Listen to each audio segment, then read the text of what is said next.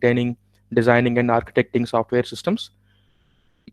So around close to 18 years, I am in the industry, and then so I also have work experience working in Singapore and United States, and then also I worked with various projects in different cross-functional, cross geographic locations.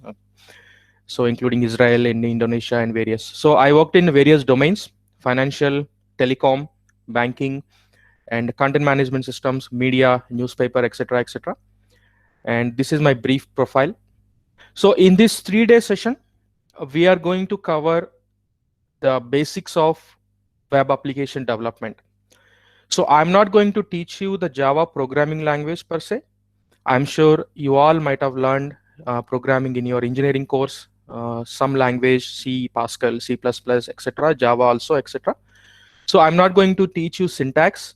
And what I'm going to teach you is I'm going to teach you the holistic picture, the holistic application development. What happens when you see an enterprise application in action?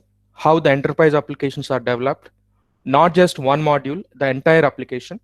What are the frameworks used? And we will go through each and every architectural, various patterns of architecture. So this 3-day session will give you a holistic view of the architectural aspects of the any software development.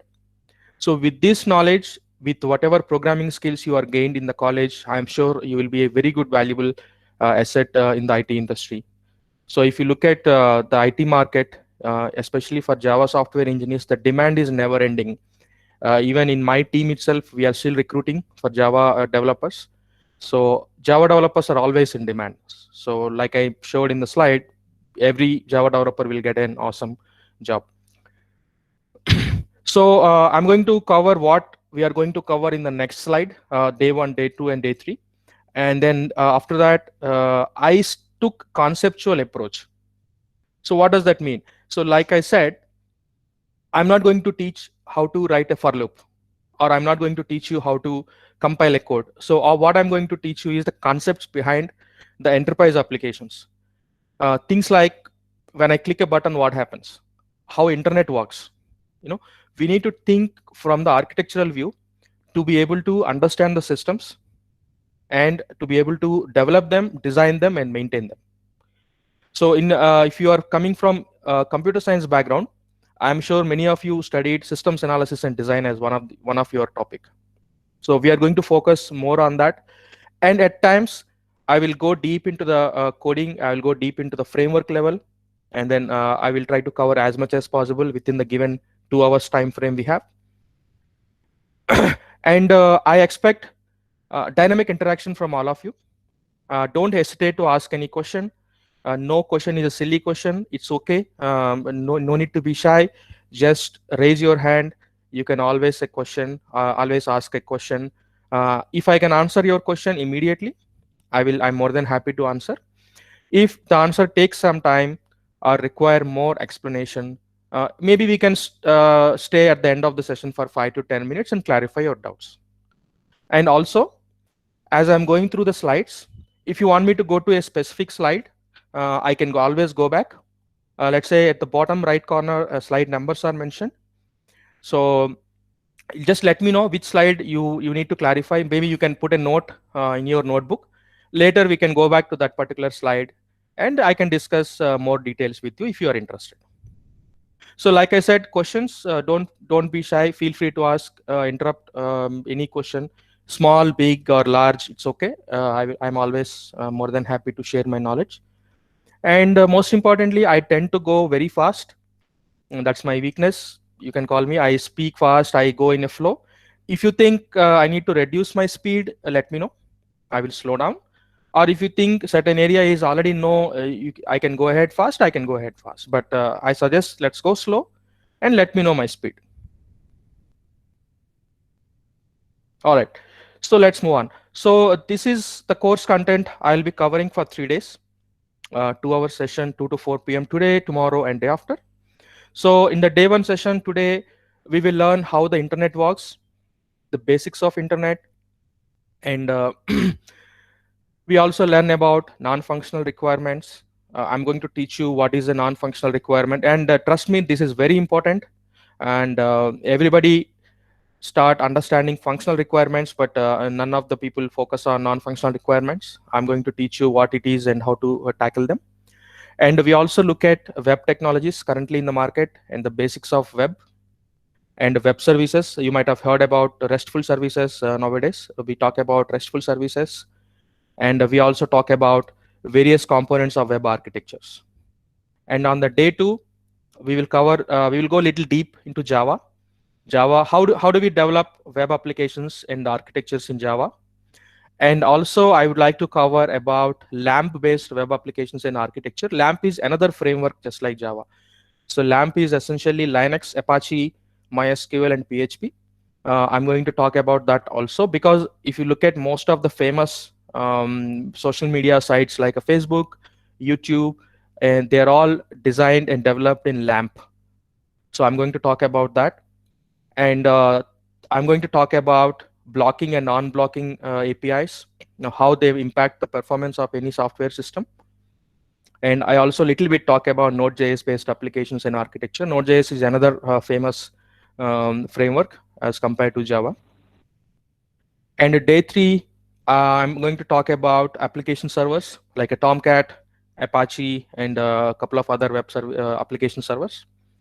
And most importantly, my favorite strong area is databases. We will go deep into databases and understand how the data is persisted, retrieved, and managed. And ACID term is very famous in the interviews, especially if you go for any interview after coding round, the interviewer may ask you about what is ACID with respect to transaction management. So we are going to talk about that. And finally, we will end the session up by discussing with the deployment architectures. Okay, so why I choose this course content is two reasons. I choose this course content based on the job role. So you may be a Java developer, or you may be a developer of any framework, or you may be a database administrator, or you may be an architect. So that is one reason. And second reason, not only Java, you should also know what other frameworks and what other platforms are available for you to choose your career path. For example, if you look at LAMP has so much freelancing work because most of the companies cannot afford to recruit full-time developers. So what they will do, they will let developers do freelancing work. That is another career path I have explored. I have done consulting many years. So that's the reason I choose the course content like this. Let's begin. So whenever you think about software, first thing comes to your mind is writing the code. So I need to write a lot of code, thousands of lines of code. There is a for loop, so many syntaxes. Everybody start writing the code. Hello world code, array manipulation, binary search, etc., etc. So coding is good, but before writing the actual code of an application, there are certain things we should know. Let's say if somebody asks you to create a house, construct a house, right? So you will not go straight away start putting the bricks. You basically you will understand what house to be built. What is the budget, what are the material required, what kind of house I need to construct, etc., etc. Similar, software engineering is similar or same as any other engineering profession. The only difference is software is dynamic in nature. It can tend to change, unlike civil, unlike mechanical, etc. So that's why, because of this dynamic nature, we sometimes tend to ignore the design aspects of it, which is a mistake. We should never forget the design. Whenever you are about to develop a software, a small program, think for a minute or 2 minutes and see what is my design, how I'm going to do that. Am I going to use a for loop? Am I going to use a switch case? Or am I going to use a while loop, do while loop? If you come to Java, I'm going to use vector, array list. If you look at application level, am I going to use a Spring framework? Or am I going to use microservices, etc.? So the more you think, the better options will come to you. So we are going to talk about those are the things which require before we actually start writing the code. So one question to you, like I said, let's this session be an interactive. It should not be like I am always talking and you're always listening. I want you to speak up, open your mind, speak up. So there is a question on your screen. Tell me, do you agree to this or not? Can you learn swimming via distance education or postal course? Or can you learn swimming by online education? Funny, right? Anyone answer? Yes or no?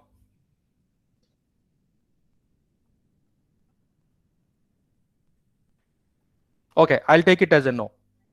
So how can you learn swimming via distance education or postal course? Swimming is a skill that you have to practice every day. So how do you learn swimming? You go to a swimming pool or a lake near to your house. You do practice every day, probably in the supervision of a coach. Or how do you learn to drive a bicycle? You need to have a practical experience. Software is no different than that. So if you read theory every day, reading 6 hours of theory is not going to help. What you have to do is you have to keep coding. Take any problem, break it down. How I can solve this problem using a software? How can I design a software? How can I write code to achieve certain level of success or to solve customer problems? So let's start the practical approach.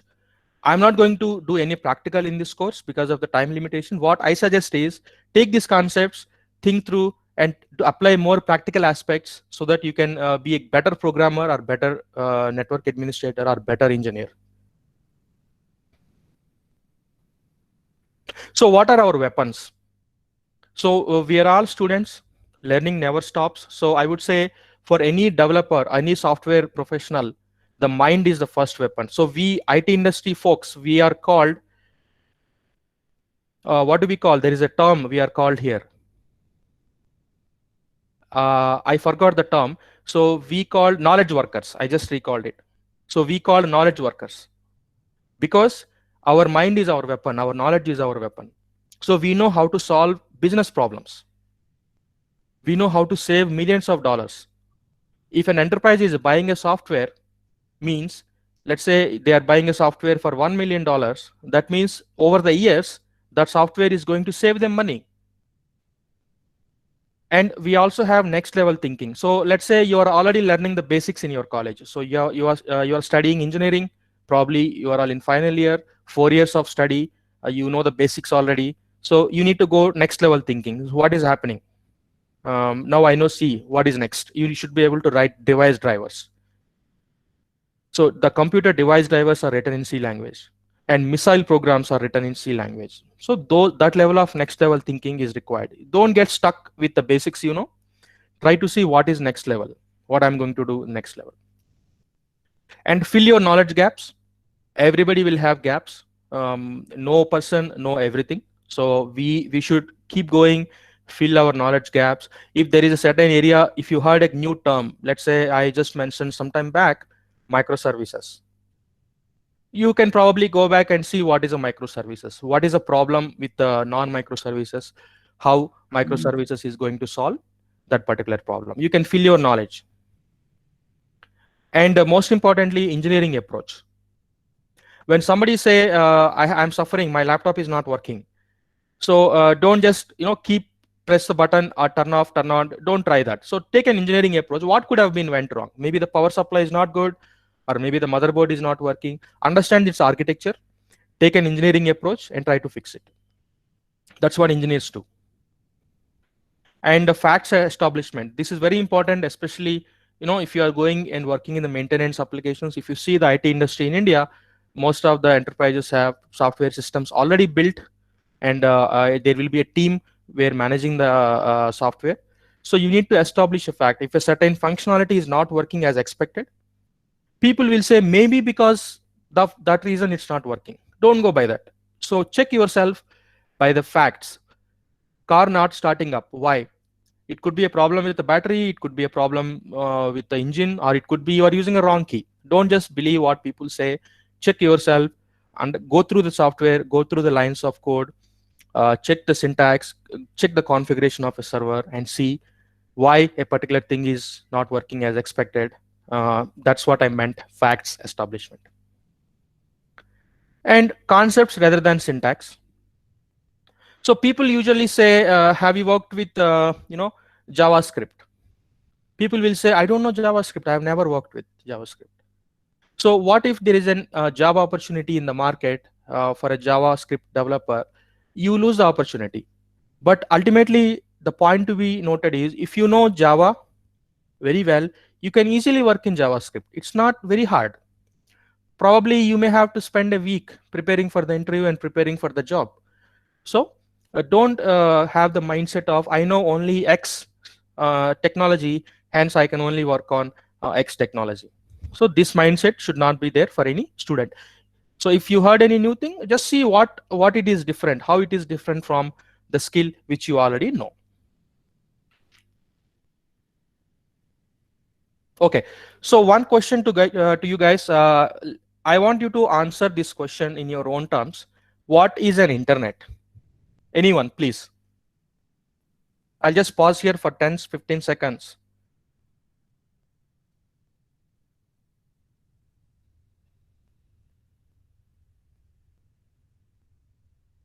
Anyone?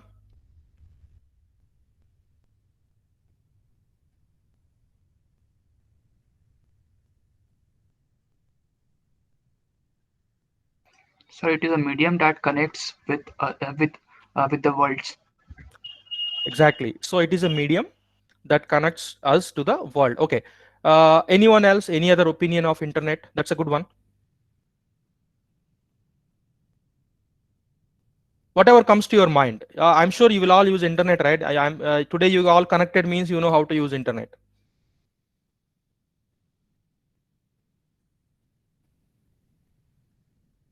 I have all the time.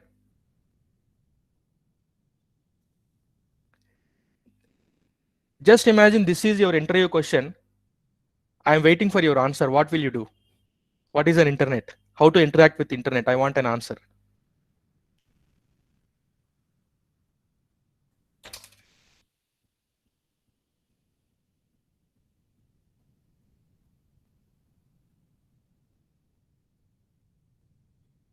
Anyone?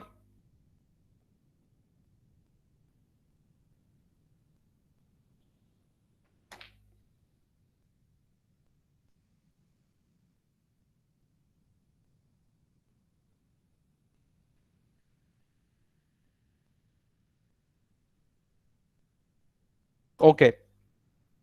So I will give my own definition. Internet is a network which will be used to get the information we need. Do you all agree with it or no? At least say yes or no. Sir, people were writing in the chat box because Oh, is it? if they are speaking, there will be lots of problem. Okay, chat box. I may have little difficulty in reading. It's okay to speak. I Okay. prefer, yeah, I prefer you guys speak. Let's be interactive. Because I need to switch back and forth, a little inconvenience for you and me. You can speak. It's okay. Let's be interactive. Okay. If sir is asking something, please unmute yourself and talk to sir.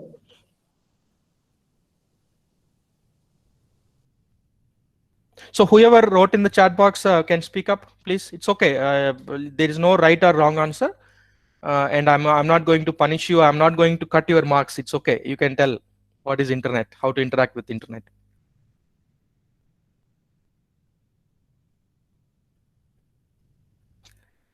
Okay, let me go and check in the chat box where it is.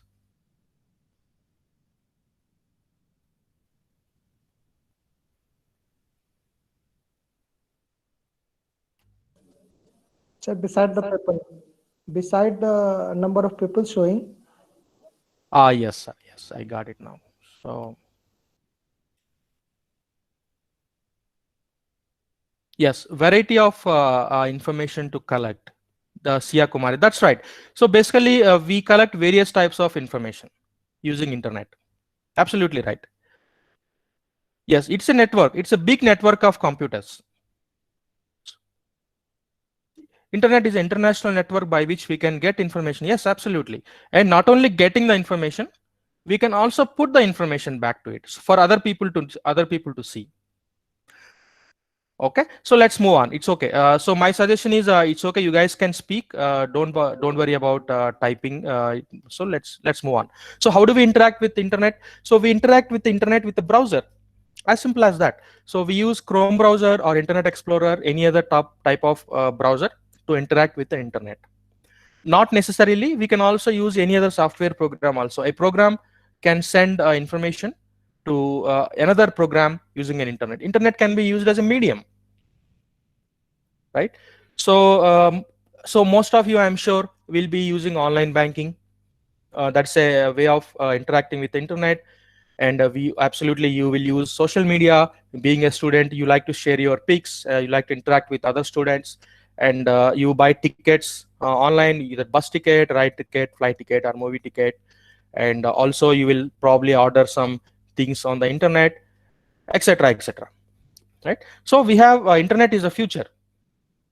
So how internet works? So it's a giant network which never goes down and sleep. Internet is not just one computer. So if you are familiar with the terms LAN, WAN, MAN, so internet can be a one single computer connected to internet, or it could be a network connected to another network, etc., etc. It is a complete maze of computers and networks.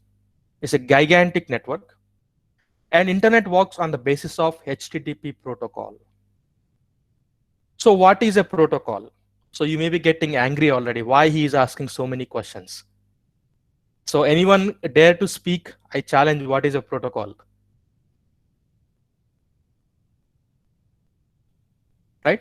So a protocol is a formal way of interacting with things.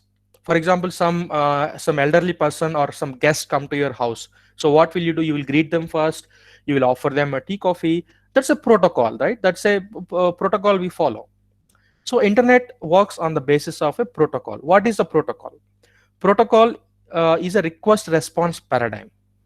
So that means whoever want information, they send a request, and the other party will receive that request and sends the response. So basically, a protocol is a medium, is a way of communicating, set of standards, I would say, set of standards to communicate among the systems. And typically, internet works on the basis of request response paradigm. And HTTP stands for Hypertext Transport Protocol, HTTP. So in order for us to interact with the internet, we need to have applications, that is software applications, to be deployed and make them accessible. Think about it. So if you go to hdfcbank.com, that is a public website to be able to log in. And I'm sure HDFC Bank will have internal applications only for their employees, which are not accessible to all the public. So when I say make them accessible means, it could be to the public for public facing portals and applications. It could be for internal also. For example, there are, I'm sure your college will have certain student management system where students are not supposed to access. Or there could be a software system only for you students where outsiders may not be able to log in, etc., etc. So the whole point is you can deploy your application and make them accessible to required or eligible stakeholders, eligible people. And most importantly, HTTP is a stateless protocol. So what do I mean by stateless? This is a very good interview question. So people ask, HTTP, is it stateful? No, it is not. It is a stateless nature. So what do I mean by stateless means? Simple terms. When I send a request, I will get the response. So who is responding? The server is responding. And server do not know what is the previous request. That means server cannot remember who asked for the request. Its job is only to see the current request received and look for the data and respond back. It doesn't really know who sent the request before and who asked for what information. That's why HTTP is a stateless protocol. And it's a limitation, but there are ways to mitigate this. There are ways to make it stateful. We are going to talk about that in the upcoming slides. Okay, any question? I'm not looking into the chat box. I encourage you to speak. Any question, you can interrupt me and ask. All right. The web works on a client-server model in which client software browser runs on a local computer. So basically, we have browser. We open the browser and we type certain URL, and we will visit the website or web page we are interested to visit. The server software runs on a web host. So whenever you request for an application, facebook.com or any other application, so that application must be running on a remote host somewhere, right? So basically your browser will contact that remote host via the internet and gets the required information and displays in your browser. To use the web, you must make an internet connection and then launch your web browser. I still remember the days we used to go to the browsing center and open the dial-up connection. That kind of dial-up connection used to come. We connect to the internet and we used to check our exam results. We used to check yahoo.com, etc., etc. Sending an email was a fascinating thing for us. My friend is next door. It is easy for me to go and talk to him. So instead of that, I used to go to drive my cycle to the 6 kilometers, send an email to him, and he used to reply back in the email. That's a fun thing for us back in 2001 timeframe.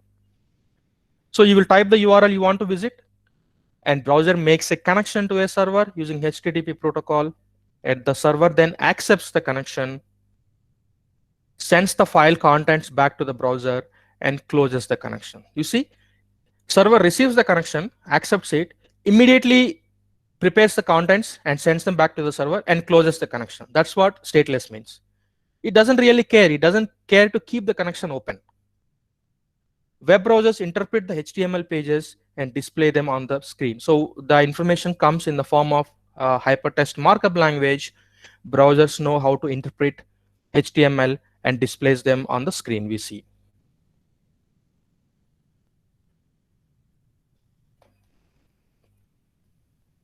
So let's talk about components of internet. So what is involved? So in this gigantic network, what are the components of internet? If you look at the picture, you can see there are so many components. We have a routers, we have wireless router, we have a bridge, switch, blah, blah, blah. We have laptop, modem, blah, blah, blah, so etc. So some of the things we might not even know. Maybe they are hidden behind the network. Right? There is a gigabit switch, for example. We don't know what it is. We may not be using it. Okay. And the internet is comprised of many components, such as applications, network elements. Applications like Facebook, banking application, e-commerce, etc. can be accessed with the internet. And network components like servers, routers, switches, etc. Will be serving the traffic when you access any application you wanted. And applications communicate with each other over established networks.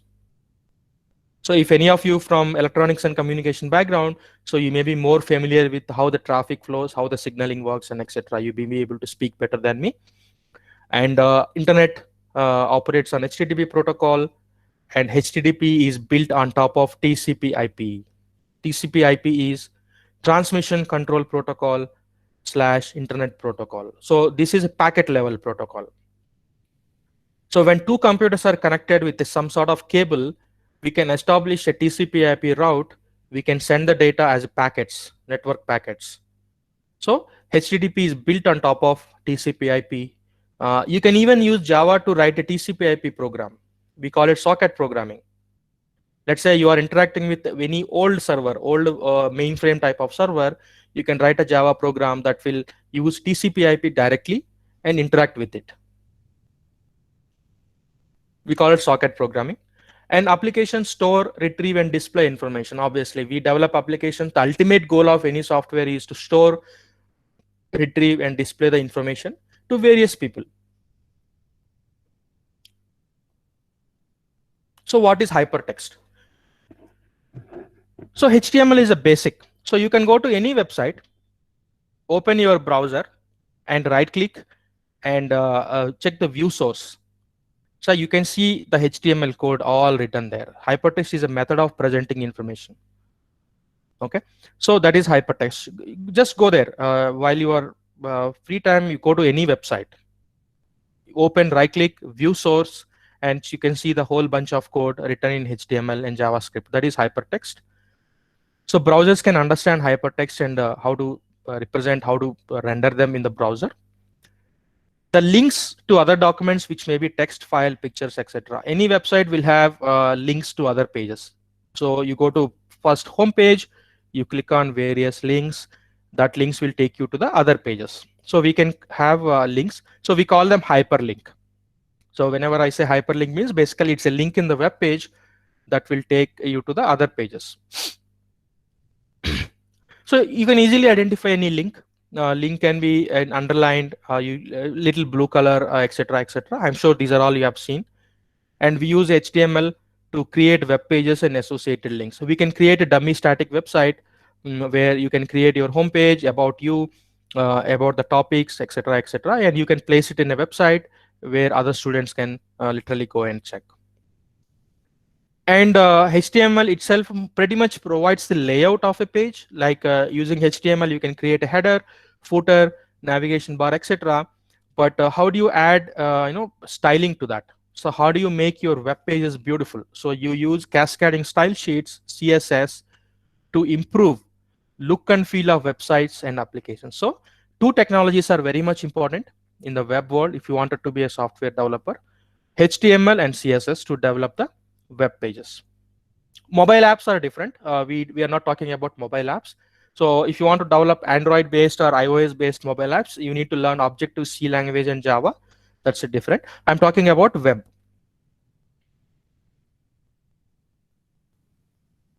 See, this is how any programmer's life is.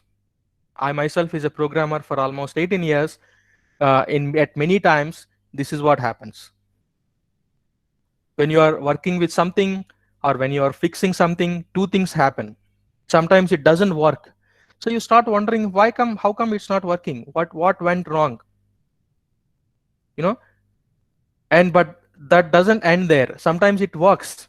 And you wonder, this should not work. How come it is working? Right? So our life, programmer life, is going to be like this. If it works, that is still a problem. If it doesn't work, still a problem. If it doesn't work, you have to fix it. By some miracle it works. You have to find out why it is working. Then you can ask me question, why I need to fix it? It's already working, right? The problem is today it is working, tomorrow it may break down. So you have to ensure that your software always available to the customers, to the business. So you should know the internals of it. You should know if it is working, you should know why it is working, what could go wrong, so that you can take preventive measures. Right? This is just a funny thing. It doesn't work, why? It work, why? This is the life of any programming, any programmer. So during each slides, I put some fun content. I don't want to bore you with all the dry subject. I'm sure you are all bored of your subjects in the college. So just to add interactivity, sometimes I would like to talk to you about some fun stuff, which I really like. So hope you guys enjoy. Let's move on. So how do we access internet and applications? We use uniform resource locator or the addresses of the web pages. So URL. So if you say, okay, you go and access my web page, I put all my details in that website. My office address you can find in the website, right? So I will ask, okay, tell me, man, what is the URL? I'm sure your college will have a URL. So URL is a way to uniquely identify any any page in the internet. Okay? To view or read the web pages, we can use an application, web browser. We call it thin client. So whenever somebody say thin client, don't think that it is something else. This is just a web browser. They are talking about web browser. We call web browsers a thin client. So web browser is a client that uses the hypertext transport protocol to make requests. So whenever you make a request for something, we call it HTTP request to seek some information. So you see on the right side image, I am sending a request for example.com state city.html. That is a HTTP request. And URLs will end with many domain names. So there are some .com are there, .name, .org, .gov, .edu, .in. Many domain names are there. Nowadays, .guru, so many things. So then the URL will fetch the information. It will be displayed on the web page. So typically, we create and deploy our applications on web servers connected to the internet. So let's go a bit deep into what is a client server technology. So client server technology is is the basis of it. You should know it, and before you say yourself that you are a programmer. So client is something or someone who asks for information. Server is something or someone who responds back. As simple as that. So client always requests the server for information. Server always respond with that information, or says not found or not enough information. So the point is, when you ask for certain information, server will look for that information. If it is available, it will return that. For some reason, if that information is not available or not found, still it will reply saying that, okay, I could not find the information you are asking. The point is, some form of response is already given, will always be given as long as the server is up and running. For example, you send a request, you're not getting any response back. That means server is crashed or server is dead. But as long as the server is active, running, you will get some form of response, be it correct information you require, be it says that the information is not available, or at least it will say not enough information. Or at least it will say you are not authorized to see this information. For example, if you go and try to see the financial information, it will say you are not authorized. You are not authorized to see the financial information. So the point is, in the client server model, client asks for information via in the form of a HTTP request. Server will always respond with HTTP response, even though the information is incomplete, not found, not authorized, some sort of response is already given. So based on the given response, you can take further action. Probably you can display some message to the user in the HTML says that the requested information is not available, etc., etc. That's why HTTP is always stateless. You will get response all the time.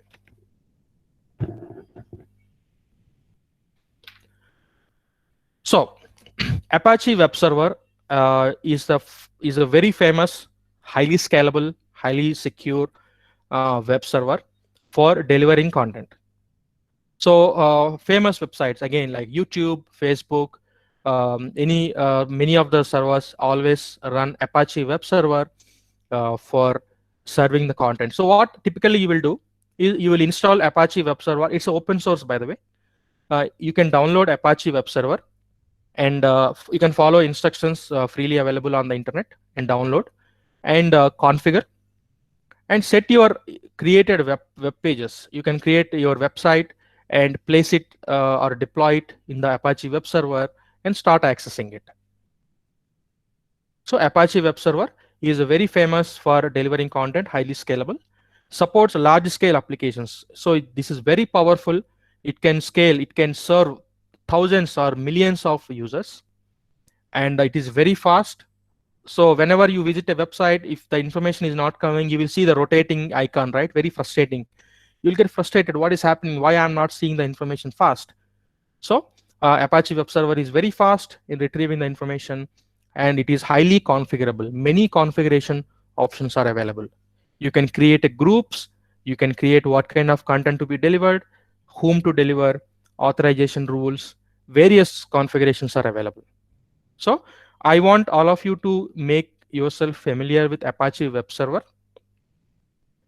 so that you will not be surprised if someone asks a question about how internet works or how HTTP request response work, etc., etc. So basically, Apache Web Server is the one who actually taking the request and responding with the content. So where you will do, you can take any Windows machine, Linux operating system machine, you can download and install Apache Web Server.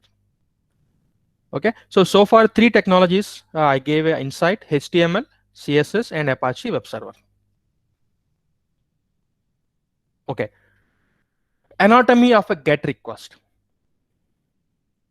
So whenever you visit a website, you go to the browser and say www.mycollege.com or wickedlysmart.com, any other website. So a GET request is generated. So I said, right, whenever we ask for information, client sends a request to the server. So what kind of request he will send? It's a GET request. GET request will be sent. So if you look at the red color text, the GET request will look like this. It's a GET select foodtaste.jsp. So you are sending color dark, taste equal to multi. and HTTP protocol 1.1. So basically, you are asking about all the foods of a dark color and taste like malt. So based on this given information, so your entire URL will be wickedlysmart.com website. You want to browse for foods with these parameters. So server will look for food information that has this color and this taste and return you in a web page. So this is how a typical GET request looks like. But this is very, very basic example. There will be many headers, much information will be sent as part of the GET request. I'm not going to cover everything. So if you see below, we have user agent, we have accept headers, accept language, etc., etc. So these are all we call HTTP request headers. So a request header is part of a request that sends additional information to the server. So in this case, if you look at user agent equal to Mozilla Macintosh, that means this request is sent on Mac OS. If it is a Windows, you will see that Microsoft Windows Internet Explorer, something like that. So who is sent this request? Mozilla browser. So Mozilla browser send a request. If it is a Chrome, you will see Chrome there. And accept text HTML, XML, application XML, application XHTML, etc., etc. That means your client is telling the server, these are all the formats I can understand and show in the browser. For example, if you give me text, I can display the text in the browser. Or if you give me a text/HTML, I still can render the HTML. So these are the things your client is saying that to the server, these are the formats I can understand, and you can give me the information in any of these formats. So based on the configuration you did in the Apache web server, so you can send that information to the user. For example, I want to look at a PDF. PDF is not HTML, right? PDF is not a text. PDF is a separate format, PDF. So what if this food information is documented in a PDF and configured to serve? Maybe there is a document that says that dark multi-food.pdf. Right? So that configuration you will do in the Apache web server says that for this URL, you can serve the PDF. But the problem you see here, PDF is not accepted. So this is where you will get an error in the page saying that the given content a browser cannot understand. So what you have to do, you have to probably install the plugin, PDF plugin, so that you can see the PDF in the browser. Okay. Accept language, client is saying that I will understand English. Accept encoding. Sometimes, to speed up the performance, servers can zip it and send the information. For example, I'm sending 1 lakh pages as a response. So what I can do, I can set a configuration in the Apache web server saying that, okay, there is a huge amount of response to be sent. I cannot send the response one by one. It takes a lot of time. So I can zip it.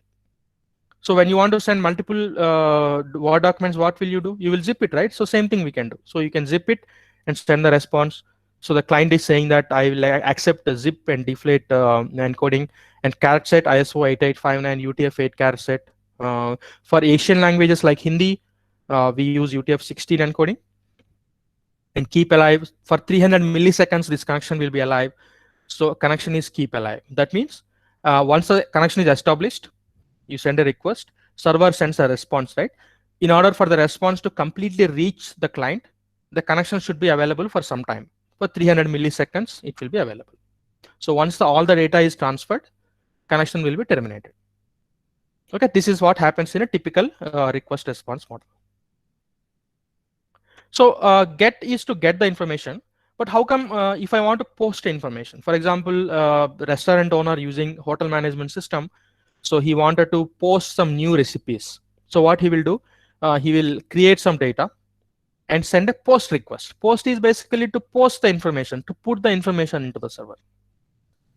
So he will post an information saying that advisor select recipe taste.do on HTTP 1.1 protocol, etc., etc. So color equal to dot, taste equal to multi. For this information, he can post some of the new recipes.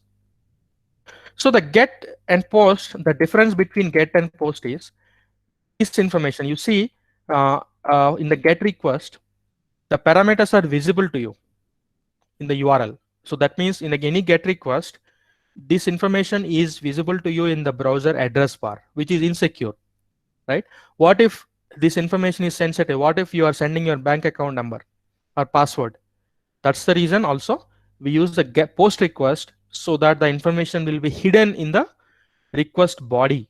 In this GET request, the information is available in the as a request parameter, which is visible to the browser, to the address bar. But in case of post, the information hidden in the request body, it is not visible. Also, GET is for reading mostly. Post is for posting the new information. Also to delete the information as well.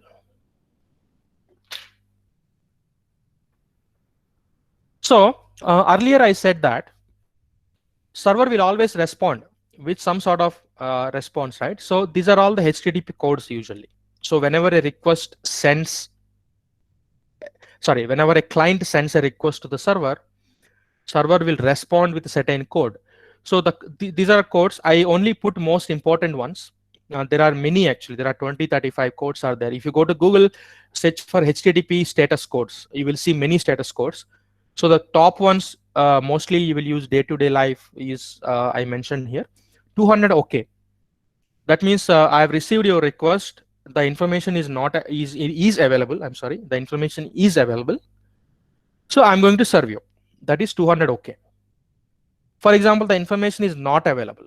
So it will say 404 not found. For example, instead of sending select food taste.jsp, you accidentally did a typo. You said select food taste food ta.jsp. So server do not know this particular URL. So it will say that, okay, 404 not found. That means whenever you see 404 means the requested resource is not available. Then you can check whether you are typing something wrong, or really there is a bug in the server where information is not available. Maybe somebody deleted it or somebody not put it, etc. etc. 401 response code means unauthorized.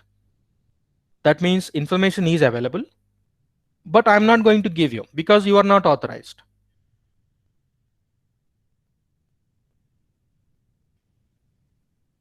So 401 unauthorized. So this happens whenever you try to access any information which is not intended for you, unauthorized. Okay. 500 internal server error. So as a programmer, you will be most familiar with this one. You are going to get familiar. So 500 internal server error means there is something wrong in the server. So maybe there is a bug in the code. Maybe you have written the code wrongly, or maybe the database server is down, or your Tomcat server is down. Something wrong, most likely because of a bug. 500 internal server error. So these are all the items we call it a bug. So whenever you see 500 internal server error means there is something wrong in your software. So as a developer, you have to go and fix it. So like I said, go and explore. There are many other HTTP status codes are available. Okay, coming back to the design, right? So if we have a software, so requirements define how a software is supposed to work. That is most important, right? So whenever you see a software, every software solves a specific problem. So MS Office solves problem of creating documents. Excel solves a problem of accounting. So like that, every software solves a specific problem. So requirements define how a software is supposed to work. So imagine I connected using Google Meet, right? Google Meet is a software. So how it's supposed to work? I'm supposed to get a URL where I will join and meet all of you, and we should be able to share knowledge and talk to each other. That is a requirement. So requirements are very much important. Whenever you start writing software, don't just start writing the code. Ask the person, ask the sponsor, what are the requirements? What you are expecting this software to perform. So there are two types of requirements. So functional requirements and non-functional requirements, right? Functional requirements tells how a software should work in terms of use cases. For example, any software, if I take a Word, MS Word, So what are the functional requirements of MS Word? I should be able to create a document, type a text, change the formatting of a text, bold, italic, underline, add paragraphs, take printout, so many, right? So each of these is one use case. If you ask me a couple of use cases of any banking software, I would say funds transfer is one use case where I should be able to transfer some money from my account to your account. And view statement, I should be able to view my bank statement to see the balance. That's another use case, etc. So how do you derive requirements is, especially the functional requirements is, by means of use cases. You need to ask the person, okay, what are the requirements? What you are going to do with the software? Okay, I want a billing software. Whenever a customer purchases something, I want to generate a bill. Generate a bill is a use case. Then you will slowly think through, okay, to generate a bill, what is I need? Bill will have a number, amount, what purchased, etc., etc. So slowly you will dig into the design and coding, etc. Right? So you need to derive the requirements and functional requirements in the form of use cases. So one interview question you may face: what is a use case? Anybody can ask. A use case is basically an interaction between actor and a system. Actor is people who work on a system. So we are actors. Actor not necessarily a person, it can be a software also. A use case is an interaction between actor and a system. That is a use case. So functional requirements can be defined in the form of a use cases. Now, what is a non-functional requirement? Define overall quality attributes of a software system. Let's say you bought a car. Car works fine, it starts, you will be able to roam around, etc. Functionally, it is all perfectly fine. What about non-functional? If it rains, your car will not start. Your car is not waterproof. It doesn't make sense, right? So non-functional requirements are define the overall quality attributes of a software system. So for example, your software should be strong enough.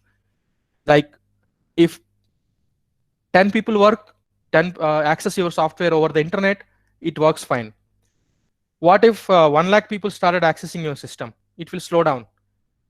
Server will crash and everybody will start getting 500 internal server error, right? That is performance of a system. Non-functional requirement is performance. Another non-functional requirement is security. Your system should be secure.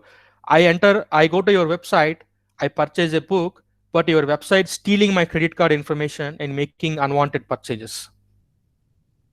That's not acceptable, right? So your system should be secure so that people will trust your website and people will start buying things from your website. So provided your website is secure. And availability. Whenever I want, I should be able to do it. I want to, usually what I'll do, bill payments and all, I will do in the night with peace of mind. Because daytime, all work schedule hectic, right? So nighttime, around 11 o'clock, I will start making my purchases. So what if the bank says you should only make payments between 9 a.m. to 5 p.m. during bank business hours, right? So I'll get pissed off. What is this? So your software system should be available all the time, 24/7, 365 days, 7 days a week. So availability is also very much important. I'm sure you might have experienced it. You go to a website, you want to book a ticket or something, the website is down. That is not acceptable. And scalability. Scalability means scalability and performance are interrelated. Scalability and performance, basically they are proportional. So the more scalable your application, the more performant it is. That means scalability means, how do I say? Let's say 5 users access your system. They are able to access your web page within 2 seconds. That means my response came within 2 seconds, right? So now 10,000 people started accessing your website. Your system is still giving response in 2 seconds for all the 10,000 users. That is where you will say your system is scalable. That means under tremendous load, under stressful conditions, your software is performing really good. That is where that is what a quality called scalability. Okay, so whenever somebody asks non-functional requirements, you can say they are defined overall quality attributes of a software system, namely scalability, performance, security, etc., etc. Next. So let's talk about scalability a little bit. Ability to sustain with same level of response even the system load increases. That's what under stressful conditions also my software should be able to perform good. And there are two types of scalability options are available. We have horizontal scaling and vertical scaling. So horizontal scaling means adding more servers, and vertical scaling means adding more capacity. If you look at the picture, vertical scaling means there will be only one monolithic giant server serving the content. Horizontal means small computers with reasonable capacity, many.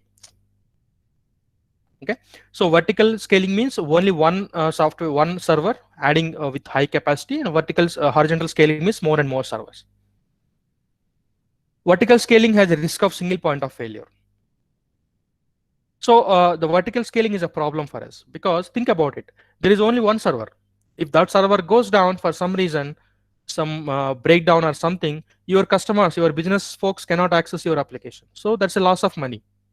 So vertical scaling is bad and has a risk of single point of failure, where horizontal scaling is better for the redundancy. That means, let's say there are so many servers there in the horizontal, your application is running in all the servers.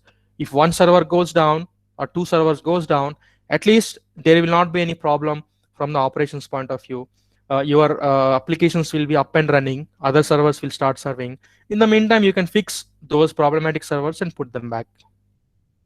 So two important points to remember: scalability is two types, horizontal and vertical.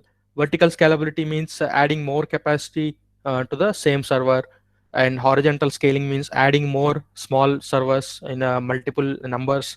And vertical scaling has a disadvantage of single point of failure. Horizontal scaling is always better, and applications should be designed to work with horizontal scaling. So we are going to talk about this when we talk about frameworks, Spring framework, session management, etc.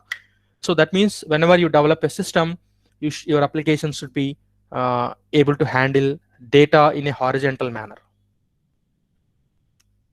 Okay, let's move on. Next is performance.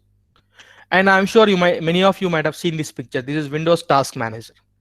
Whenever your system is not performing good, you will immediately open this and see what went wrong. You see in this picture, CPU is 100% and 1.49 gigabit of memory is used. So performance means how your system is performing. So performance benchmark how a system is performing. Usually we measure a system performance by number of TPS.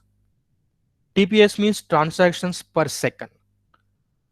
Banking, huge amount of traffic comes from morning 7 o'clock to night 12 o'clock, so much load. Everybody start accessing funds transfer. I'm sure you are using Google Pay, Phone Pay, Paytm, etc. Think about the number of transactions crores of people making. So we measure that using TPS, transactions per second. For any system to be able to say that it is performing good, we will say that for NTPS, error rate should be within acceptable limit of less than X%. That means for 200 TPS, for 200 transactions per second, if my system is able to serve, how many requests are giving an error? If you calculate per second, 200 transactions. In 1 hour, 3600 into 200. Some number will come, right? For that many requests, how many errors are coming? Let's say if there are 1 lakh requests, I'm lazy to calculate. I'm just saying 1 lakh requests. In 1 lakh, 1000 requests are errors. That means 1% is error rate. Then you can say that, okay, fine, my system is able to handle 200 transactions per second with 1% error rate, which is fine. But what if your system says that, okay, my 200 TPS, 50% are errors. That means out of 1 lakh requests in 1 hour, I lost 50,000 requests. Then your customers are going to be angry. They will not come to your website. They will not buy any products from your business. So you need to do this benchmark and understand the capacity of your system and accordingly design it or fix it or tune it. So there are a set of guidelines to improve systems performance. And tuning is possible at various levels. So basically you can tune your application, you can tune your database or network or at server level. So application is not the problem always. There could be bad internet also. Sometimes, when we are in the call, we may not be able to hear. That doesn't mean your phone is bad. It could be your network is bad, right? So you need to see what is the problem and fix it. And performance engineering is a continuous process, not a one-time thing. So your system should be performant as long as it's in action, as long as it is serving the people. So this is not something one-time thing. You should continuously monitor, continuously fix, so that your system is always performs in a better state. Security. So most important, and I would say most neglected aspect of non-functional requirement is security. The ability of software system to withhold, recover from security threats. Securing software from various attacks and vulnerabilities. I'm sure you might have heard when there is a data leak happens. If you are a Big Basket customer, Big Basket lost so many millions of customer information. That's a data leak, right? That means their system is not secure. Just an example I'm saying. So attacks are of many types. For example, there could be a phishing attack.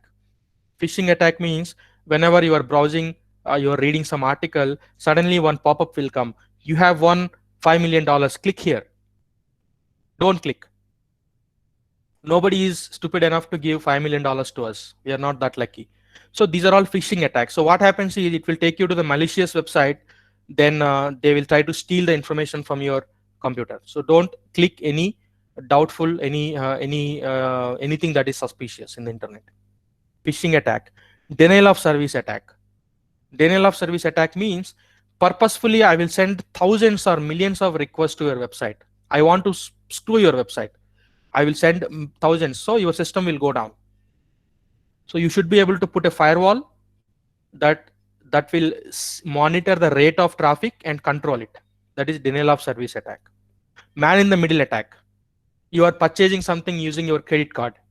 I can put a traffic interceptor. I can steal the traffic, and I can see your credit card information. I can use that to make purchases.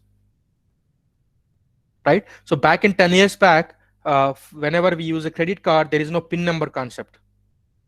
So whenever I'm making a purchase online, if anybody know my card number and expiry date, they can buy things. Nowadays, OTP and all these things started. When credit cards were started 10 years back, there is no such concept. So these are all man-in-the-middle attacks. And misspelled names. For example, you want to access accessbank.com, right? AXISBANK.com is the right website address. What if I create a website axsbank.com? You forgot to type I. Immediately my page will come. That is not Axis Bank, that is my bank. So what will you do? I will put the same page, HTML, CSS, everything same. So I will put a username, password. You will enter username, password and click submit. Then I will steal your information. I will go to the real Axis Bank website, make some purchases or steal your money. So that is called misspelled names. So very careful whenever you are accessing banking websites or anything important. Make sure your URL of the bank address is correct. You are attacking the correct website. Again, just like performance, security can be taken care at various levels: network level, excuse me, application level, database level, etc. And application security is most critical as HTTP port is open for all traffic. That means as application developers, we need to follow certain guidelines to protect our software systems, because HTTP port is open for all traffic. That means HTTP port is 8080, which is open, and there is no restriction on that. Okay, so make sure you explain these concepts to your family and friends so that they will not fall into this trap. Somebody will call you and say, sir, we are calling from the bank. I want your PIN number. You have won 2,000 rupees. Right? Don't believe such things. Same thing can happen in the internet also. Never share your details. It's exactly like if there is a website, doubtful, don't access it. Don't click unwanted links, etc., etc. This is very important. Availability. The extent which a software system is available for use. So expectation is that 99.99% of the time your software system should be available. In fact, 100% it should be available. But you may need some little time for the maintenance. For example, in 6 months time, 99.99% means after 2 years that 0.01% will add up. That will give you 2 days of time approximately. In that 2 days of time, you can do preventive maintenance. So small gap is used for any periodic or preventive maintenance. Horizontal scaling is vital to achieving availability. Redundancy, improvise availability.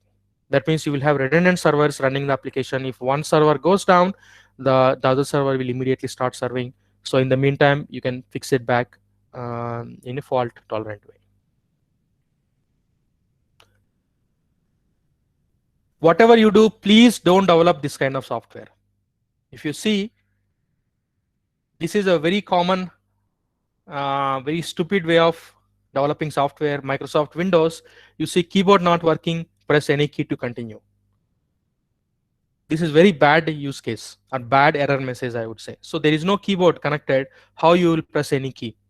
So that means system able to detect that there is no keyboard, but it is still asking you to press any key. Where will you press the key? Right? So don't develop this kind of software. Let's go to web technologies. So any questions so far? I'll just pause here. I want to know whether I'm going too fast. Anything not clear, let me know. I'll just stop for a few seconds.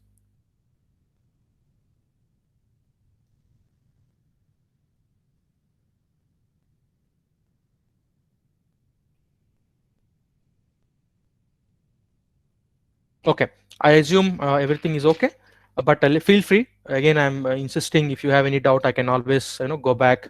We can always discuss. Let's talk about web technologies. So we have a software. So our software, let's go a bit deep. We learned what is internet. We learned what is client server model. We learned functional, non-functional requirements. We learned what is a request and get and post, etc., etc. And we also learned performance, security, scalability aspects of it. Let's go a bit deep. What are the web technologies? So any software, especially web-based software, Java-based software, can be divided into 4 tiers. Presentation tier, service tier, data access tier, and database tier. So the more tiers will have, better decoupling we achieve. That means basically what you are doing is you are dividing your system into various components, various layers, various tiers. Whenever I say tier, a layer, both are same. Don't get confused, both are same. Whenever somebody say tier and layer, both are pretty much same. So 4 tiers. The more tiers you have, the better decoupling we achieve. That means what is the advantage of dividing? Easier maintainability. So you can easily maintain an independent tier, right? So better decoupling we achieve, the more tiers we have. Decoupling is good. Why the separation and decoupling is good? Because for easily changing it. For example, your presentation tier needs improvement. You want to introduce graphs. You are displaying tabular information. You want to introduce graphs, right? So you don't have to touch code of service tier, data access tier, or database tier without impacting them, without worrying that I may cause some accidental problem to them. You can fix your presentation tier. Likewise, if there is a new table needs to be introduced, you can introduce in the database tier without impacting other tiers. So this way, separation slash decoupling is good for easier maintainability. So what is presentation tier? To display information and to receive input for processing. Basically, HTML, CSS we discussed is all about is part of presentation tier. Presentation tier has a look and feel, various forms to collect information. I'm sure you might have filled up forms whenever you are taking an admission, filling up a form, right? The form will come, you will enter your information and click submit. Those forms are all part of presentation tier. And validations are critical when collecting the data. Like you will see the star mark behind any field. That means star mark means that field is mandatory. You should enter that. So these are all developed in the presentation tier. Presentation tier can be developed using HTML, CSS, Bootstrap, JSP, JavaScript, jQuery, Angular JS, and many more.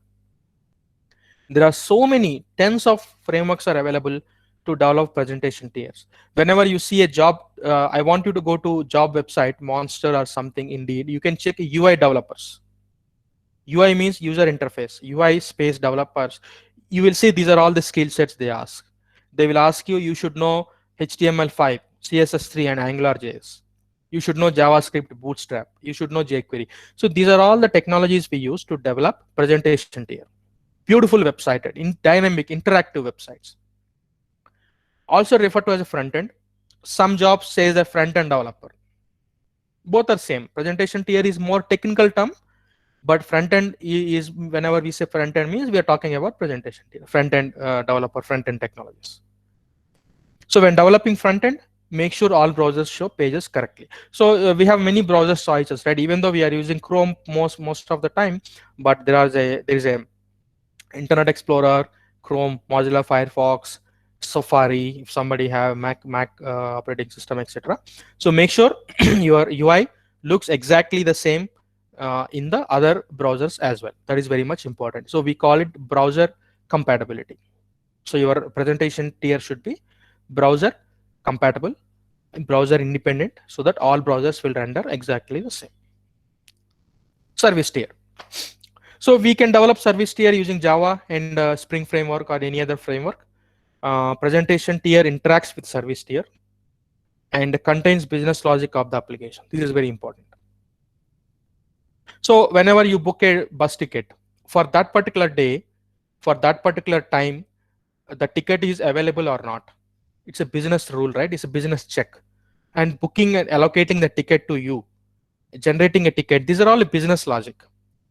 So you will write your business logic in the service tier. And your UI will interact with the service tier. Accepts input from presentation. Obviously, presentation tier will gather all the information from the end user and sends it to the service layer. And service layer will consume that information and returns the response back to the presentation tier. Service tier is crucial for any application. Service tier can be developed using technologies like Java, Spring, etc. Data access tier. Service tier communicates with the data access tier. So basically, data access tier, what it does is it talks to database. The actual information lies in the database in a persisted state, but your data access tier will talk to the database and gets that information. So service tier provides information to data access tier to persist. Data access tier sole responsibility is to retrieve, store information by interacting with the database. And data access tier also you can write using Java and Spring. Basically, the difference between service layer is service layer will have the business logic. Data access tier is responsible for interacting with the database. Again, we have a decoupling here. The decoupling here because you can add more access layers, more access methods to data access layer without impacting service layer, etc. So that's why we have decoupling here also. Finally, database tier. This is where the information lives. All the information is being put into these databases and being read from these databases. The actual information stores here. So databases are again two types, pretty much RDBMS and NoSQL. So databases will contain information in the form of tables, just like an Excel sheet. If you go to Excel sheet, you can see columns on the top, rows on the left side, right? So these are all rows and columns. So similarly, in database also, the information is stored in the form of rows and columns. And tables can contain relationships. For example, there is an employee belong to a department have a manager, etc. So you can establish the relationships among the data in the database. So RDBMS is reliable even though slow. That means most of the time, banking systems, whenever there is a financial information is available, stock market, etc., software systems related to finance, RDBMS is used. Oracle, mainly Oracle database, because they are reliable. Sometimes they perform little slow, but they are reliable. For example, if you go to ATM machine, you are trying to withdraw money, it is okay to wait few more seconds, but ultimately the transaction should be proper, right? You want to get money properly, even though little slow. But sometimes especially when you are dealing with social media things, you want information fast, you want the photo to be downloaded fast. So they will use NoSQL, which acts very fast but not 100% reliable. Sometimes you may miss one photo, but which is okay, etc.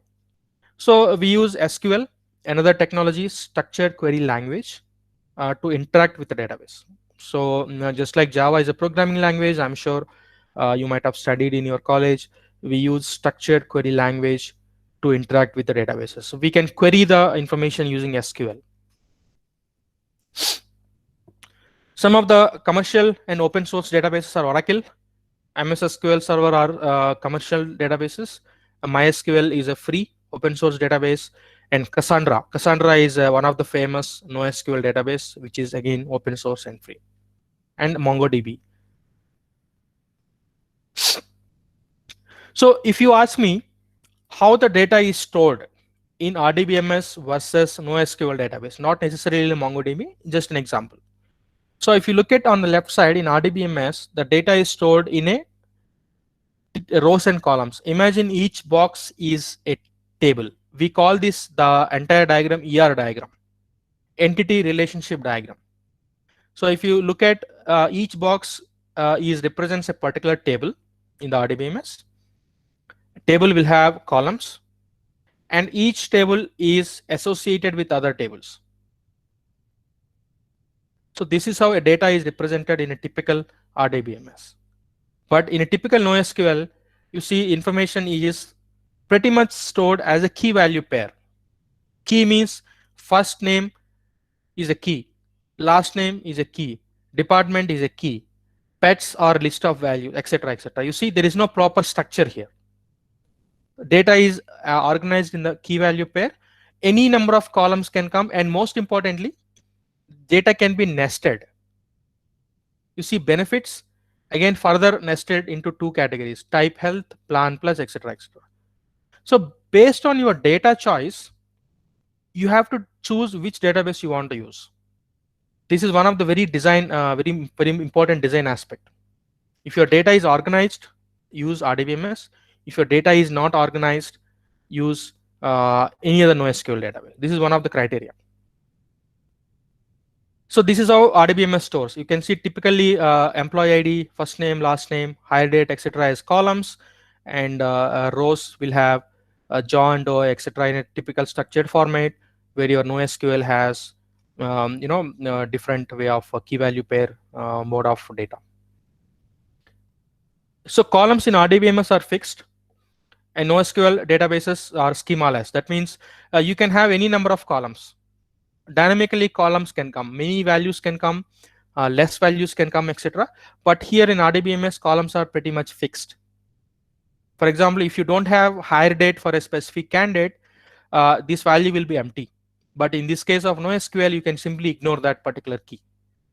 So columns in RDBMS are fixed, NoSQL databases are schemaless. So I'm going to skip this one. We have any questions so far?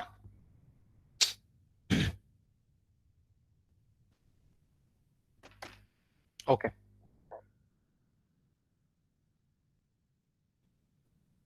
Next important technology is a web services. You might have heard what is a web service. So basically, applications want to exchange data with other applications. For example, there is a travel portal, right? MakeMyTrip.com or GoIbibo.com, etc. So for example, if you want to book your vacation,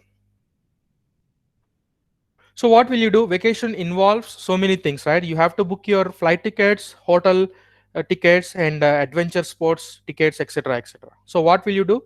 You will go to MakeMyTrip.com and you can book entire package, which involves your travel on different dates for different family members, and different hotels in different cities, and different adventure tickets, etc. Until from the day you step out of the home to from the day you come back to the home, the entire package. So the thing is, these travel websites, right, they will not have all this information with them. So of course, MakeMyTrip is aggregator. So aggregator means basically they interact with other websites to other companies to interact. So for airlines, They may have a tie-up with SpiceJet or Go Air. For hotels, they may have tie-up with the Marriott or some other ITC hotel, Taj Hotel. For adventure sports, they may have tie-up with the smaller companies. So what they will do, each of these companies will expose their web services. So Jet Airways or any other SpiceJet will have their web services exposed, and hotels will have their software systems exposed, and adventure companies will have software systems exposed. So MakeMyTrip.com will consume these web services and give you holistic vacation plan. That's what the web service is all about. So applications can produce services or consume services or both.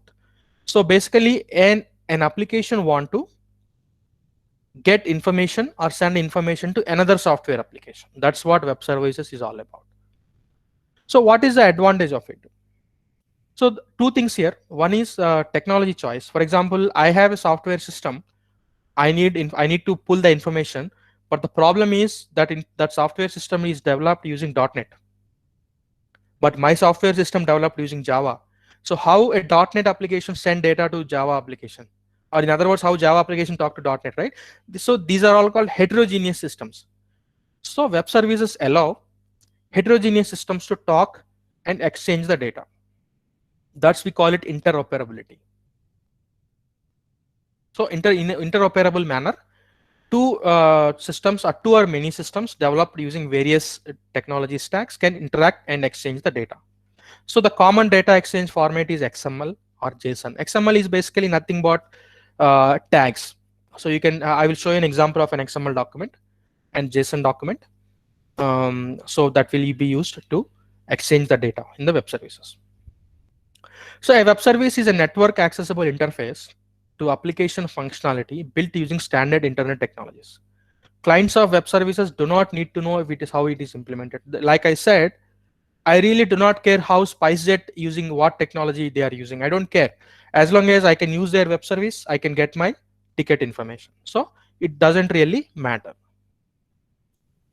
So web services are open, text-based, because they operate on HTTP. HTTP is again text-based protocol. Modular approach.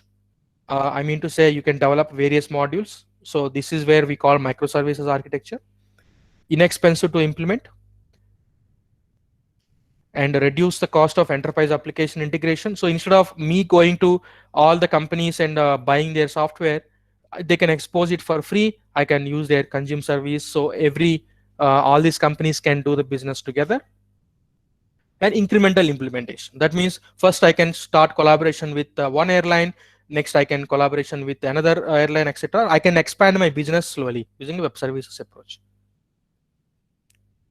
XML developed from standard generalized markup language, widely used by W3C standard. Essential separation of content from presentation. XML describes the data. Any application that understands can exchange the data. So basically XML is a set of tags. So XML parser will check for syntax. If the syntax is good, the document is called well-formed. Syntax is not good, we say malformed. XML document can optionally have a document type definition DTD, also called a schema. If an XML document adheres to the structure of the schema, it is valid. So DTD is important. DTD means basically what elements my XML document will contain. So my XML document will contain first name, last name, salary, and date of joining. So these will be defined in the DTD. If you put any other element which is not there in the DTD, document is called malformed or error document is not proper. So XML documents will be adhered to the DTD standard. So there are two types of web services we have in the industry. SOAP, Simple Object Access Protocol based, which is legacy web services. When I started my career, SOAP was the de facto standard for web services. And the REST services, which are famous now, representational state transfer. So just to clarify one thing, REST is not a software. REST is an architectural style, and SOAP is a protocol. So if you remember, I mentioned that TCP/IP is a base protocol. TCP/IP is the underlying protocol for HTTP. That means HTTP is built on top of TCP/IP. Again, SOAP is built on top of HTTP. So you can imagine them with three layers: SOAP, below that HTTP, below that TCP/IP. So SOAP is another protocol, as its name suggests, simple object access protocol. REST is an architectural style. REST also operates on HTTP protocol only. So we are going to see how. So in a SOAP-based web service, what happens is, so my client requests a registry to locate a service. For example, I am interested to book a flight. So I want to know what are my options. So it will contact UDDI registry.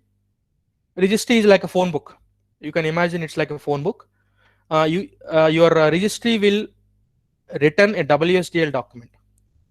WSDL means Web Services Definition Language. So it will tell you what are all the operations are available, what are all the companies are available for you to book the ticket.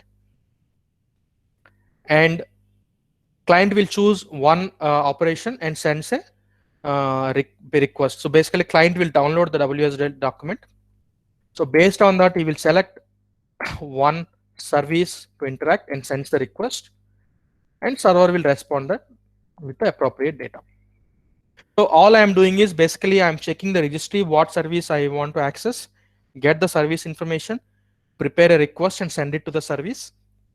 The web service will interact with their respective databases and systems and returns the data back to the client. So in this entire operation, the data exchange happens in the form of an XML, which includes a request and response. Request is sent in the form of an XML. Response is also given in the form of a XML.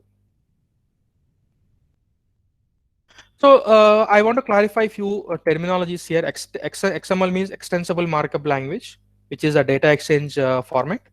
SOAP means simple object access protocol built on top of HTTP. And HTTP built on top of TCP/IP. WSDL, Web Services Definition Language. UDDI is Universal Discovery, Description, and Integration. If you look at this, is how the sample XML looks like. I have a tag data. Inside the tag, I have a student. Inside student, I have first name John, last name Smith. So like this, you can send a request and response. SOAP enables a communication between distributed systems. SOAP message has three parts. Envelope, basically we call a SOAP request envelope, just like your postal envelope. So envelope wraps the entire message and contains header and body. Header will contain optional elements with additional info such as security for routing, just like any other HTTP request we discussed before. And body will contain application specific data being communicated. So basically body contains what information you want. WSDL are basically web services are self-describing. Web service description is written in the WSDL document, which is an XML-based language through which web service conveys to applications. So basically WSDL document says that what are all the methods available for me to do a business operation. I want to book a movie ticket. So web service definition language will have a method called get all movies that will give me all the available movies for a particular theater. I can choose a book ticket for so and so movie. So like this, there will be a lot of operations I can invoke to do my business function. So WSDL is meant to be read by applications, not humans. Basically, it's an XML document you can open and read.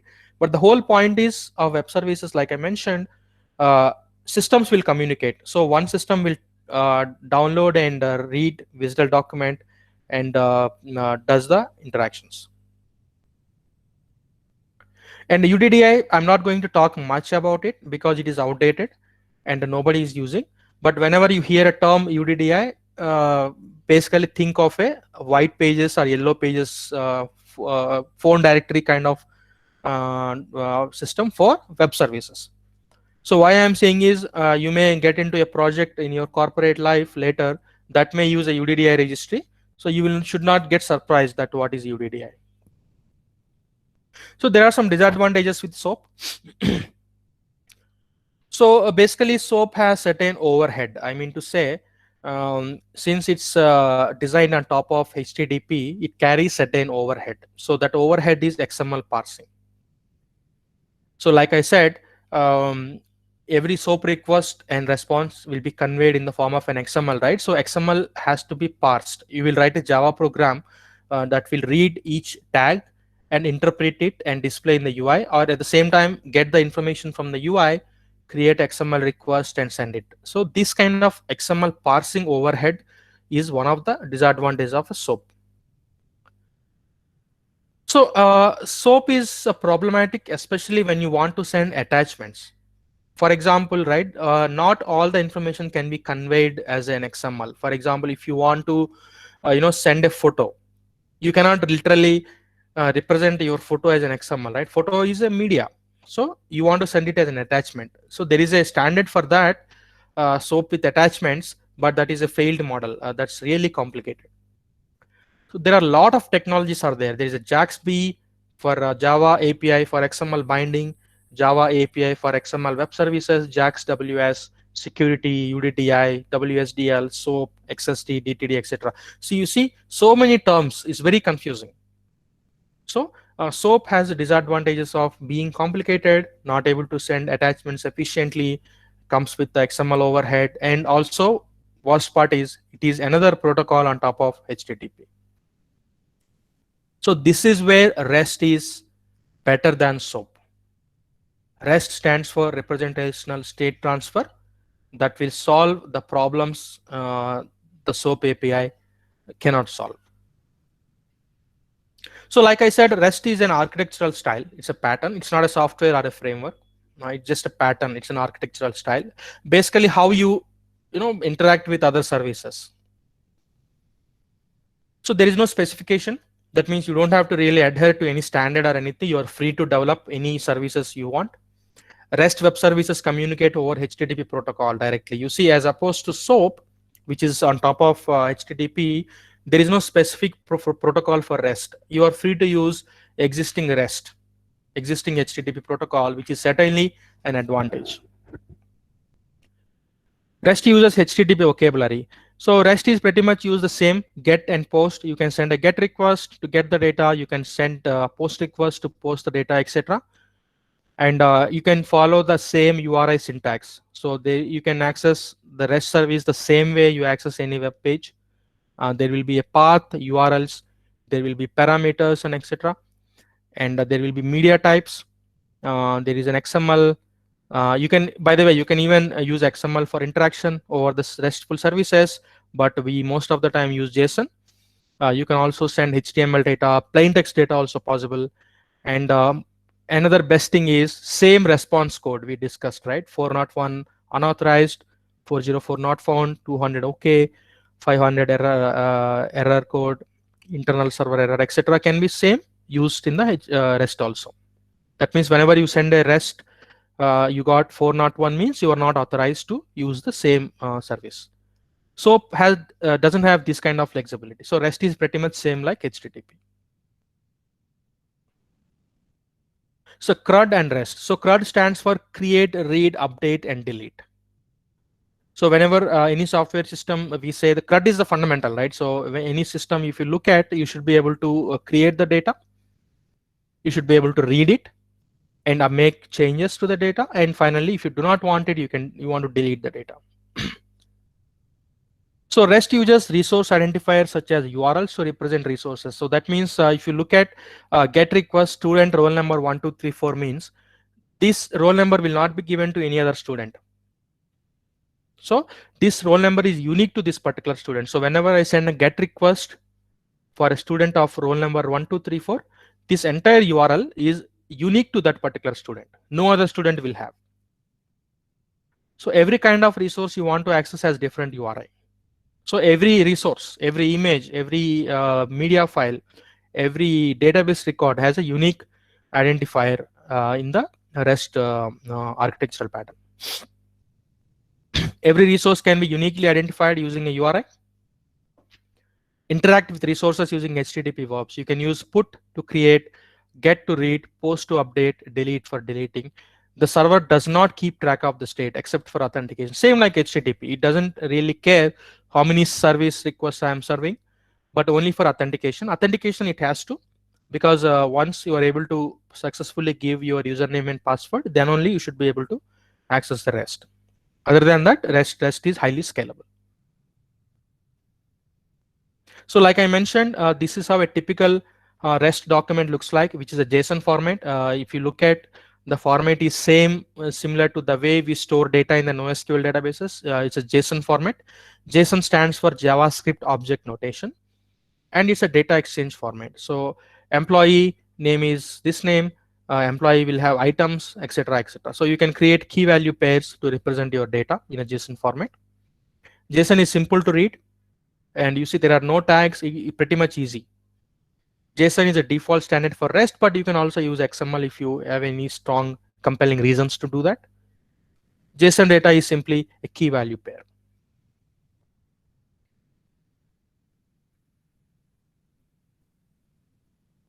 So anyone heard about a term called placebo effect?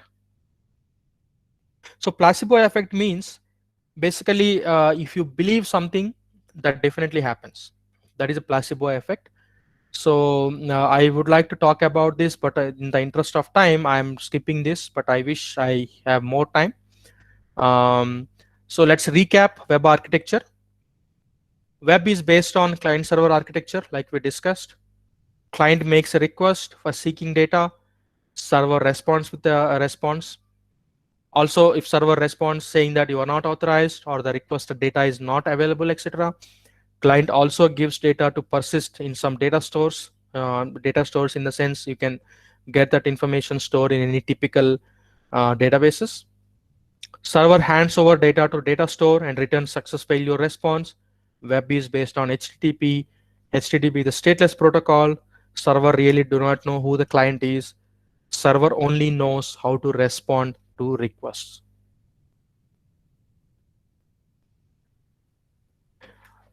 So before I move on, we are another 15 minutes left for our session. I want to stop for a few seconds just to take any questions, any quick questions you may have.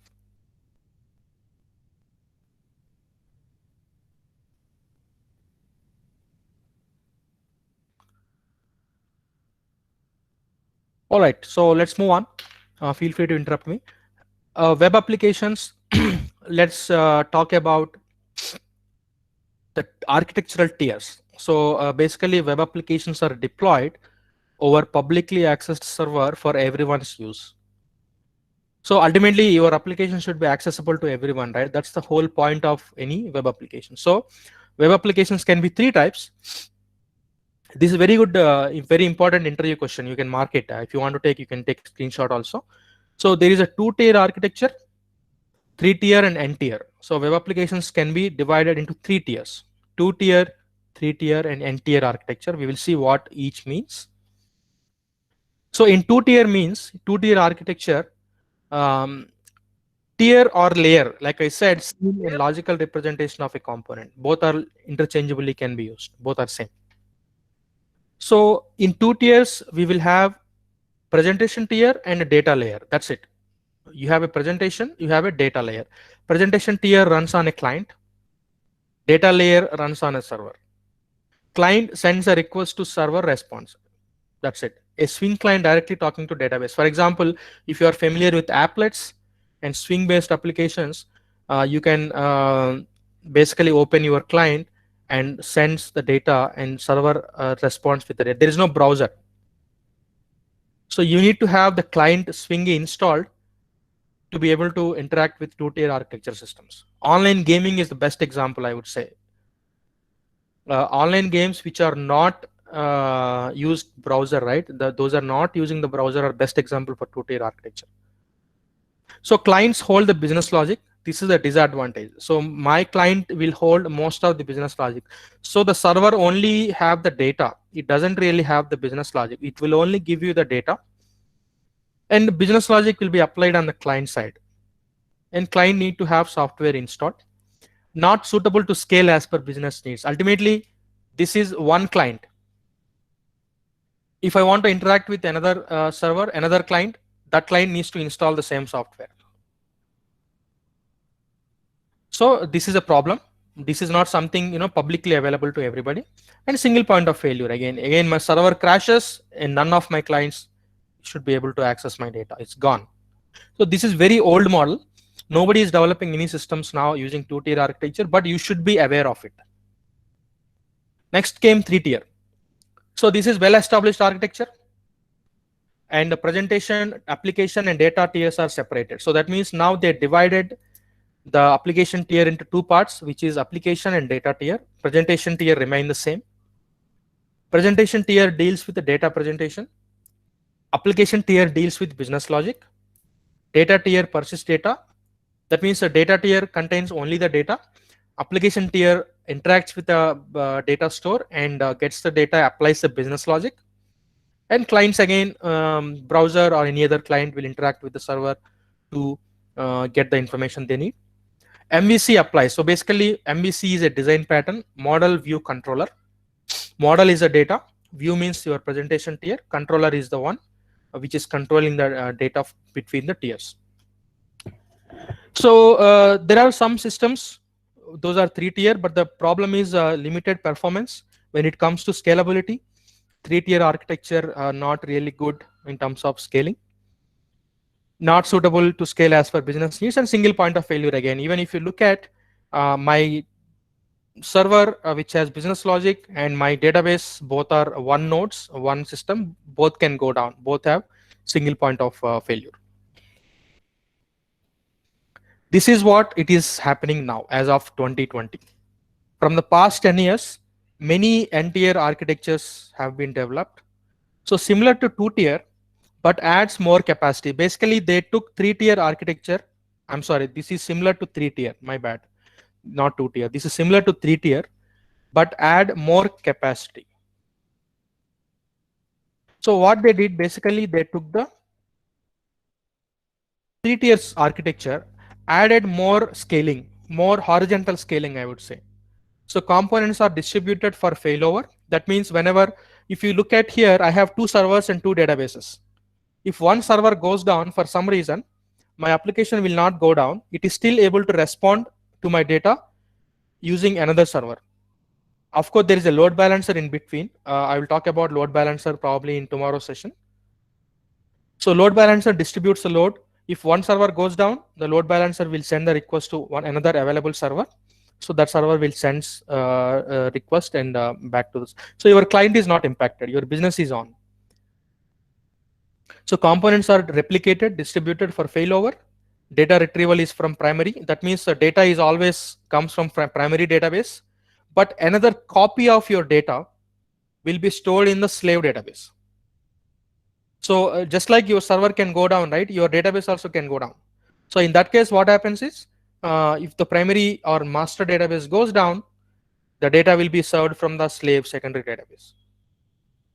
And disaster recovery scenario. So there are banks are mandating that every software system they use, DR needs to be done yearly 4 times. That means DR means disaster recovery. So in case of disasters like cyclone, earthquakes happened, I should not lose my data.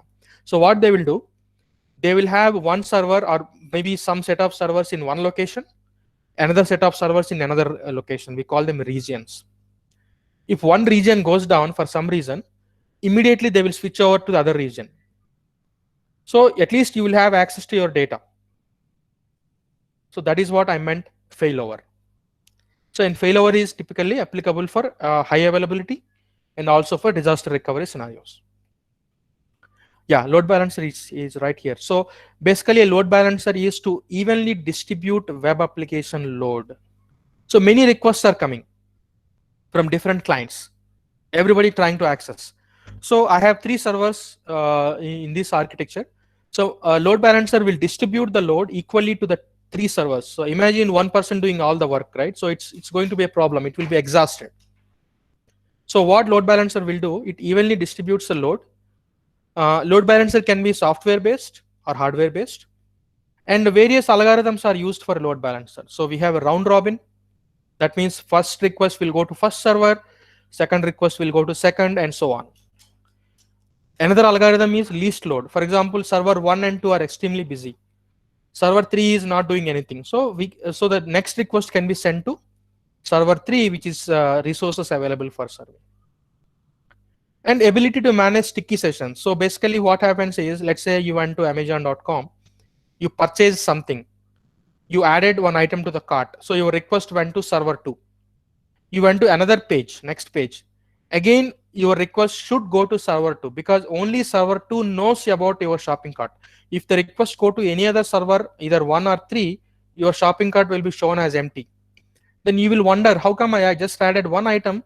How come it is not visible? right?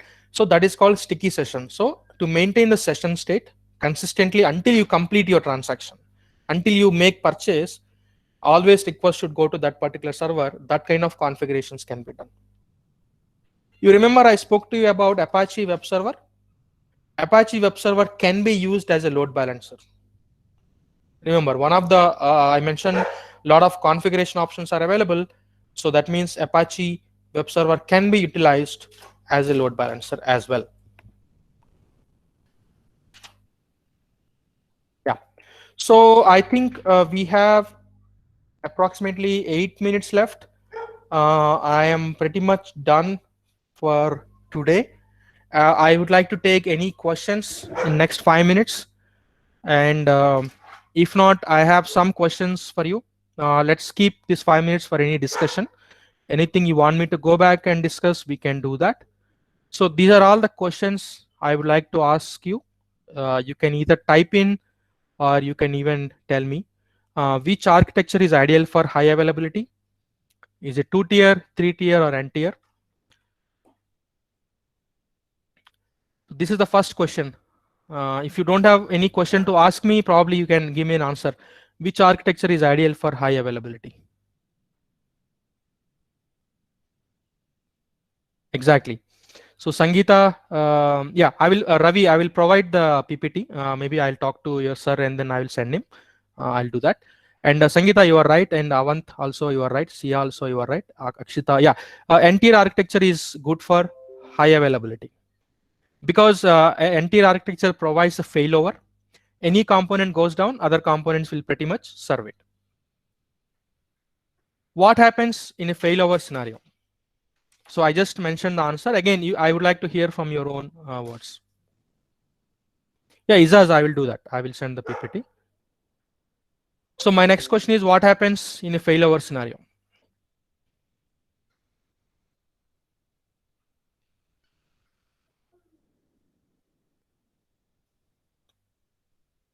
So any server goes down, since we have a redundant component, the other servers will pretty much start acting and serving the request. So there will not be any failure scenarios in the N-tier architecture. Again, it depends on how many servers you will place.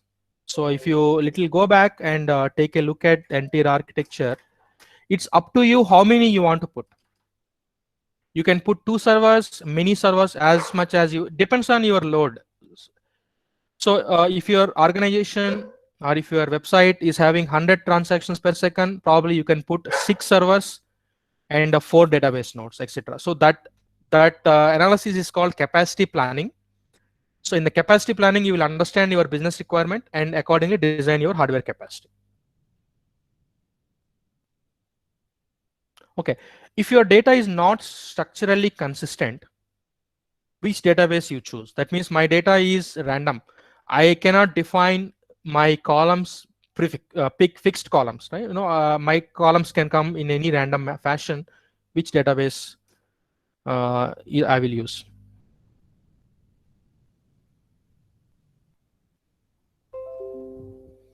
This is my next question. If your data is not structurally consistent, which database you will choose?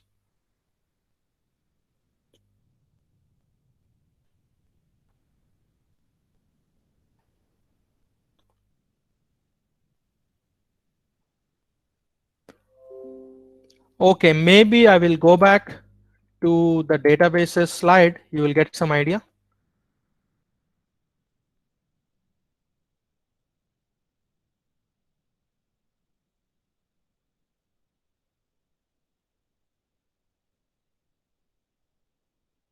Now tell me, if my data is not structurally consistent, which database I will choose?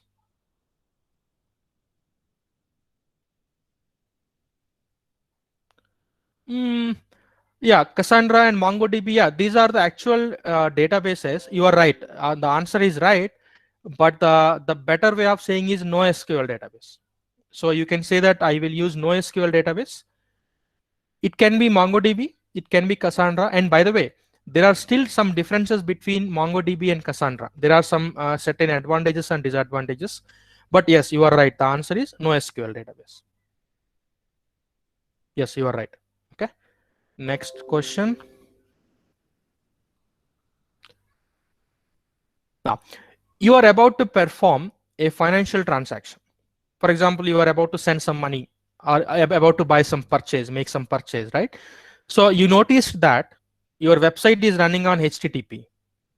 Will you proceed? Yes or no? If no, why you don't proceed?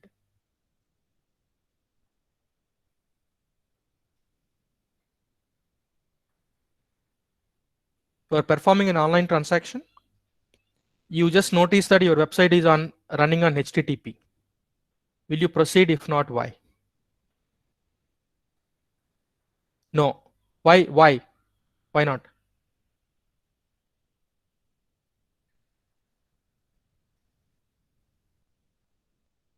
I'll tell you.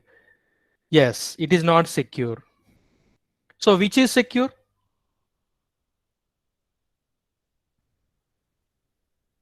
HTTPS is secure. Yes, HTTPS is secure. If you look at, I will go to accessbank.com. Okay. If you look at, you see a lock icon here. Let the website load completely. Okay, you see the lock icon. So this is actually HTTPS. You see the URL HTTPS www.accessbank.com. S means secure. HTTPS is another protocol. Basically, it's a HTTP protocol with secure layer. So you click on this lock icon, you can see this information. Certificate is valid. So you can see whose certificate it is. You can see certificate is issued to accessbank.com and issued by GeoTrust RSA. And this is the certificate issued on this date, and it is valid up to this date. That means some organization, security organization, issued a certificate to Axis Bank saying that it is valid site. So make sure you always see this whenever you are doing. Sometimes what happens is there will be some website with HTTP. So that if you type some information, they may steal your information. So I'm particularly put this so that you should be aware of it.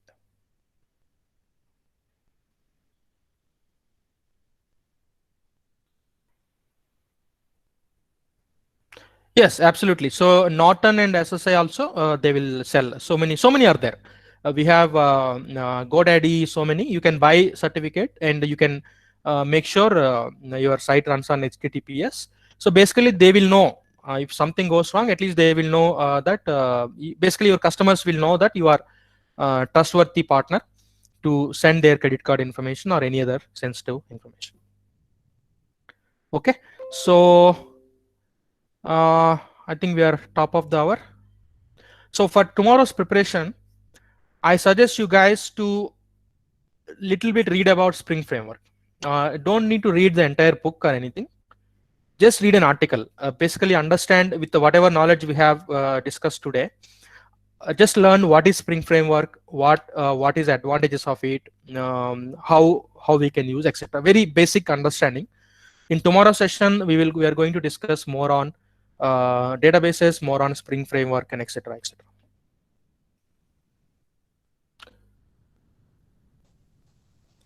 Okay. Any other questions before we wrap up? Yeah, credit card transaction done without OTP. Yes, it used to be like that, but nowadays, yeah, by using hacking, yeah, we can do that. But nowadays, pretty much is controlled. Everything is an OTP. Okay. Anyway, if you have any questions, keep them for tomorrow. Tomorrow also we can spare 5-10 minutes to discuss on the questions. So I suggest you guys speak up, talk openly instead of typing. It's okay. No, you can always talk any question. No question is a silly question. Okay. So I will talk to your sir and I will send the PPT of today. I don't know about feedback link, Ijaz. I need to ask sir. I will talk to him and then I'll see what I can do. Again, like always, feedback is welcome. Let me know if you guys think that is too fast, too slow, content is not clear. We can always make the adjustments. Okay. So Bijender sir, I think we are done for today. Yes, sir. Let me know. Talk to the students and let me know any feedback. Then accordingly we can adjust our tomorrow's session. Yeah. So thank you so much, sir, for day one session. Sure. We can meet tomorrow on the same time Yes. with the same webinar link. Yeah. There will be no change in the link. So please join on the same day two from the same link and the same Yeah. time. Yeah. Sure. Sure. We'll do that. Okay. Okay, Thanks sir. everyone. Have a great evening. See you tomorrow same time. Bye. Thank you. Thank Sir. you, sir. Bye, sir. Finally, somebody started speaking. Yes. All right, buddies. Yeah. Bye.